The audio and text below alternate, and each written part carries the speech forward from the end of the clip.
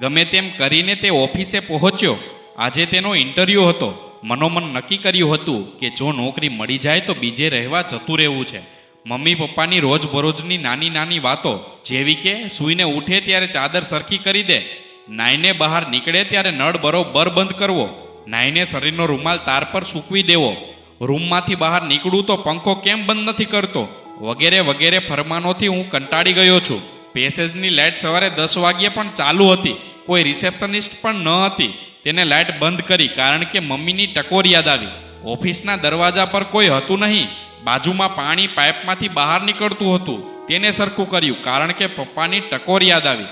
Board માર્યું હતું કે બીજા માળે ઇન્ટરવ્યૂ છે. સીડીની લાઇટ પણ બંધ કરી. એક ખુરશી આડી પડી હતી, તેને સરખી કરી. પહેલા માળે બીજા કેન્ડિડેટ પણ હતા, જે ફટાફટ અંદર જઈ અને તરત બહાર આવતા હતા. મેં પૂછતા તેઓએ કહ્યું કે કોઈ કંઈ પૂછતા જ નથી. મારો વારો આવ્યો એટલે અંદર જઈને મારી ફાઇલ બતાવી. ફાઇલ જોયા પછી તરત જ મેનેજરે પૂછ્યું, ક્યારથી જોઈન્ટ કરશો? મને નવાઈ લાગી કે કશું પૂછ્યા વગર કંઈ એપ્રિલ ફૂલ તો નથી કરતા ને. બોસ સમજી ગયા. કહ્યું, હા ભાઈ, એપ્રિલ ફૂલ નથી, હકીકત છે. આજના ઇન્ટરવ્યૂમાં કોઈને કંઈ પૂછ્યું નથી. બસ સીસીટીવીમાં તમારો એટીટ્યૂડ જોયો છે. બધા કેન્ડિડેટ આવે છે, પણ કોઈને નળ બંધ કરવાનું કે લાઇટ બંધ કરવાનું સૂચતું નથી. તમે તેમાં પાસ થયા છો.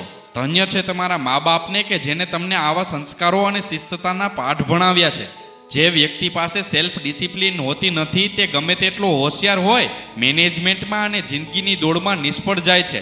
મનોમન મેં નક્કી કર્યું કે ઘરે જઈ અને મમ્મી પપ્પાની માફી માંગી લઈશ અને કહીશ કે તમારી નાની નાની ટકોર આજે જિંદગીના પાઠ ભણાવી ગઈ, જેની આગળ મારી ડિગ્રીની પણ કોઈ કિંમત નથી.